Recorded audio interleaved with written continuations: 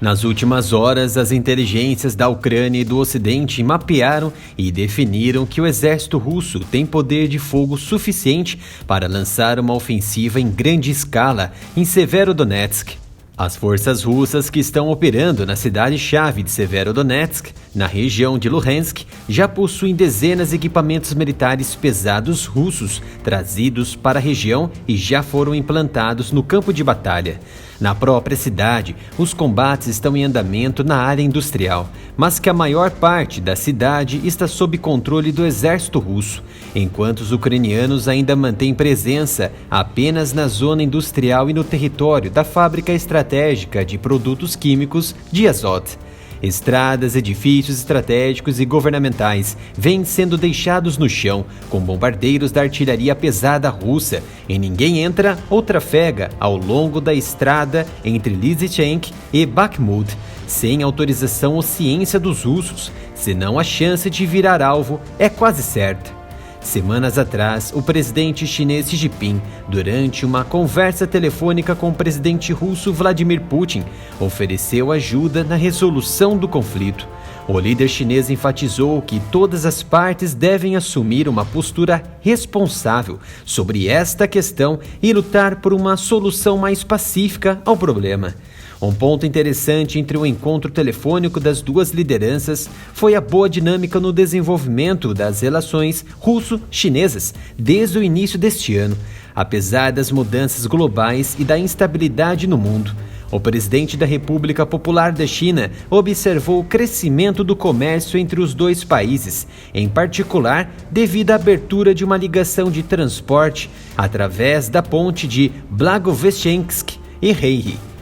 O presidente chinês está longe de ser o primeiro político de alto escalão que oferece seus serviços na resolução do conflito na Ucrânia. Mas o problema é que as autoridades de Kiev, apoiadas por curadores de Washington, Londres e Bruxelas, não querem se sentar à mesa de negociações sem que Moscou cumpra exigências que a Rússia nunca poderá aceitar. Uma delas é a retração das tropas para longe da própria fronteira russa. E é improvável que o líder chinês consiga encontrar influências com Zelensky para mudar sua posição sobre essa questão.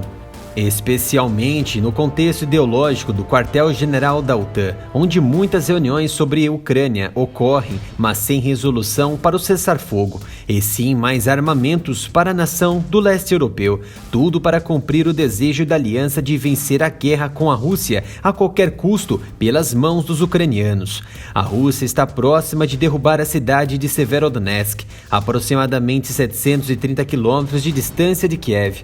Emergiu como um ponto focal da guerra da Rússia na Ucrânia nas últimas semanas. Severodonetsk está localizado cerca de 90 milhas ao sul da fronteira russa. Fica perto do rio Donets, que corta o leste da Ucrânia. Como já falado em análises anteriores, a batalha pela cidade-chave é uma continuação da luta que começou com a invasão da Ucrânia pelos russos lá em 2014. Desde então, a região foi dividida em territórios controlados pelo governo de Kiev e por separatistas apoiados pela Rússia, com combates prolongados nos últimos 8 anos ao longo da linha de contato, mesmo após os acordos de Minsk. As forças russas ultrapassaram a linha de contato para capturar quase toda Luhansk nos últimos meses. Severodonetsk é uma das últimas cidades que impedem a Rússia de controlar a região. A cidade oferece vantagens estratégicas, é também uma das 3 cidades que a Rússia precisa para reivindicar a vitória em Donbas. Ao se aliar fortemente à Rússia, inclusive se abstendo de votos na alta cúpula de segurança e outras reuniões importantes da ONU, a China age pelo seu próprio interesse continental, econômico, político, social e bélico, porém ajudando a Rússia. Como muitos países não ocidentais, a China formulou sua posição sobre a guerra Rússia-Ucrânia de acordo com a sua abordagem geral de política externa e sua percepção do valor e propósito das alianças internacionais.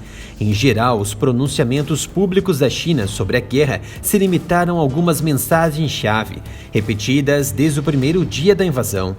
Alguns desses pronunciamentos são: não apenas a Rússia, mas também o Ocidente, em particular os americanos, são culpados pelo que aconteceu na Ucrânia, porque o Ocidente ignorou constantemente as preocupações de segurança da Rússia.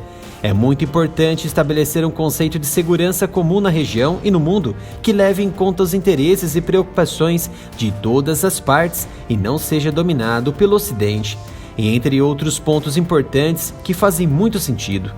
A China, como a Europa, quer que a guerra na Ucrânia termine o mais rápido possível, mas o conflito se arrasta por causa do envolvimento dos Estados Unidos pela busca de mercado externo, com base no petróleo, à medida que tenta enfraquecer a Rússia, atingindo também a China.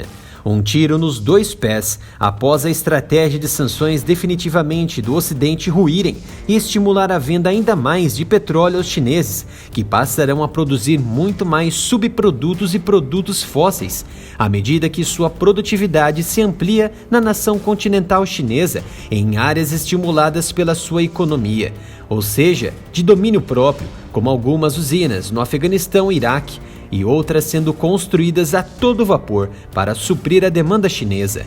A China propaga, com base em sua ideologia, o que é importante e ruim. É a maior influenciadora direta e indireta atualmente. Segundo a cúpula chinesa, é importante abandonar a mentalidade da Guerra Fria e a noção de blocos e passar para um sistema internacional multipolar e pragmático, no qual os países não ocidentais desempenham um papel mais decisivo. É o que determina a opinião da China. Aproveitando a deixa, os chineses quebraram a narrativa sobre Taiwan e definiram que as situações na Ucrânia e em Taiwan não são comparáveis porque a Ucrânia é um país soberano que foi atacado por outro país, enquanto Taiwan faz parte da China e é reconhecida como tal pelo mundo, principalmente pelos Estados Unidos, o que poderia justificar uma invasão chinesa. De forma definida, a China não apoia sanções ocidentais unilaterais contra a Rússia porque os Estados Unidos usam essas sanções como forma de expandir sua influência e alcance geoeconômico. Uma fala bem colocada pelos chineses e reflete o atual cenário de blocos bélicos e econômicos, que à medida que se separam de forma homogênea, revelam-se os blocos formados e as potências satélites no mundo globalizado e ainda influenciado por duas frentes. Se na Guerra Fria eram o URSS e Estados Unidos, agora são Estados Unidos, Europa e China, Rússia. Caminhamos em frente com mais análises e informações do conflito e da geopolítica dos envolvidos. E para isso conto com sua colaboração, seguindo o canal lá no Instagram, @AreaMilitarOff. E conto com sua ajuda também, doando qualquer valor pela chave Pix, canal areamilitaroff@gmail.com. Mostrar a verdade causa muitas censuras na monetização. Faça um Pix com qualquer valor. Agradeço a sua colaboração.